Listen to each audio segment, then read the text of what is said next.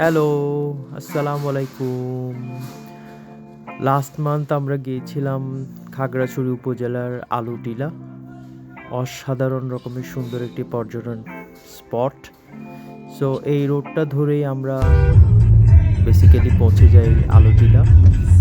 এই রোডটা দিয়েই চট্টগ্রামের সবচেয়ে সুন্দর এবং সবচেয়ে উঁচু সাজেক ভ্যালিতেও যাওয়া যায়।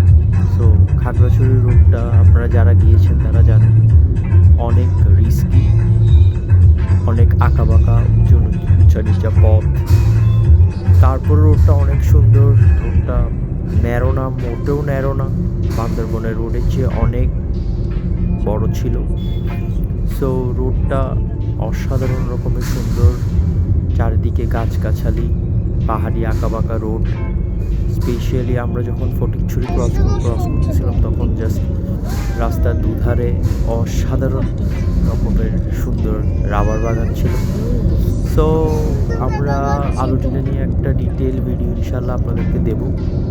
আমরা টিল দেন এই রোডটা এনজয় করেন। রোডটা আসলেই সুন্দর, এক কথায় বলা যায় রোড টু পিস।